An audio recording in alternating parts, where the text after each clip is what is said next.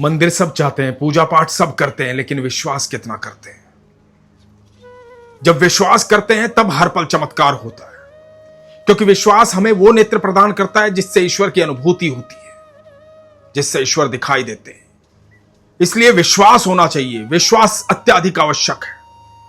विश्वास का एक अद्भुत प्रसंग आज आपको सुनाता हूं, बड़े ध्यान से सुनिएगा। हरे कृष्ण दोस्तों, मैं हूं अनुज शर्मा। एक बार एक बालक था, उसके पिता उसके बचपन में चले गए थे। एक बूढ़ी मां थी और वो था। एक होटल में काम करता था, जो कमाई मिलती थी उससे घर का गुजारा होता था, उससे घर में राशन आता था। मां की अवस्था ठीक नहीं रहती थी, मां बीमार रहती थी।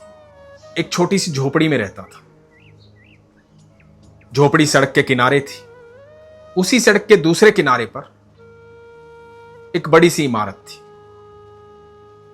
उस इमारत के सबसे ऊपर वाले फ्लैट में एक बहुत रईस व्यक्ति रहता था। वो शाम को छत पर घूमने जाता था।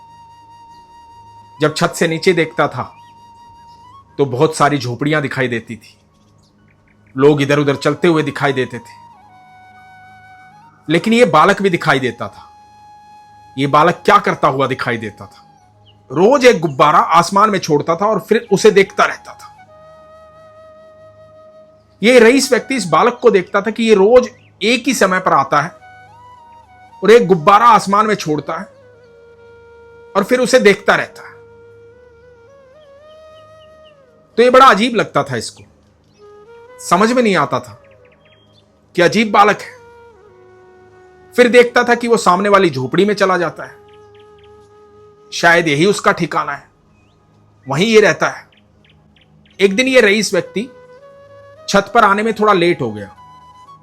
अब इसके मन में चाह थी, क्योंकि रोज देखता था एक बालक आता है, गुब्बारा आसमान में छोड़ता है, तो इसने नीचे झुककर देखा।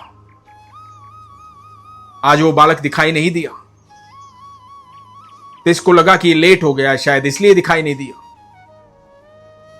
तो इधर उधर देखने लगा, फोन पे बात कर रहा था। इसने देखा कि इसकी छत पर पानी की टंकी में एक गुब्बारा उलझा हुआ है। इसने जाकर के उस गुब्बारे को तोड़ा, धागा उलझा हुआ था।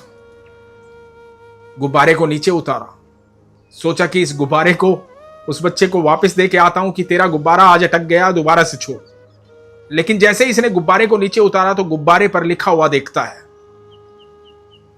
कि हे ईश्वर, मेरी मां की तबीयत बहुत खराब है, हमारे पास पैसे नहीं है, तू मदद कर। यह पढ़ करके ये रईस व्यक्ति थोड़ा सा उदास हो गया, मन दुखी हो गया इसका। इसकी समझ में नहीं आई कि ये क्या है। ये सारी रात सो नहीं पाया। बार बार वो गुब्बारा दिखाई दे रहा था, उस पर लिखी बात याद आ रही थी, मदद कर प्रभु, मदद कर।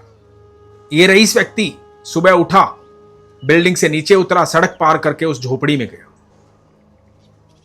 सुबह सुबह की बात थी। इसने झोपड़ी के दरवाजे पर दस्तक दी। उसी लड़के ने दरवाजा खोला। तो उस लड़के ने पूछा, हां जी। तो इस व्यक्ति ने कहा कि क्या काम करते हो? तो इस लड़के ने बताया, होटल में काम करता हूं। तो इस रईस व्यक्ति ने कहा, तुम्हारी मां की तबीयत ठीक नहीं है? तो लड़के ने कहा कि हां, मेरी मां की तबीयत ठीक नहीं है, लेकिन आपको कैसे पता? तो इस व्यक्ति ने कहा कि पहले तुम्हें मेरे प्रश्नों का उत्तर देना पड़ेगा, तब मैं तुम्हारे प्रश्न का उत्तर दूंगा। तो लड़के ने कहा कि हां, पूछिए। तो रईस व्यक्ति ने कहा कि तुम ये गुब्बारा आसमान में क्यों छोड़ते हो? तो इस लड़के ने बताया कि मैं होटल में काम करता हूं, दिन भर का जितना पैसा मिलता है उससे मेरे घर का खर्च चलता है। एक दिन मैं काम करके वापस लौट रहा था, रास्ते में एक भिक्षु बैठा हुआ था। उसने मुझे रोक लिया और उसने मुझे कहा कि मैंने 2 दिन से खाना नहीं खाया, मुझे बड़ी भूख लगी है, कुछ पैसे दे दे बेटा, कुछ खाना खिला दे बेटा। तो मेरे मन में आया कि 2 दिन से कुछ नहीं खाया है इसने, कुछ नहीं खाएगा तो मर जाएगा, हालात खराब है इसके। तो मैंने वहीं से भोजन खरीदा और इसको भोजन दिया। तो इस भिक्षु ने मुझे कहा कि भगवान तुम्हारा भला करे। तो मैंने भिक्षु से कहा कि अच्छा, भगवान भला करता है? तो इस भिक्षु ने कहा कि हां, भगवान भला करता है।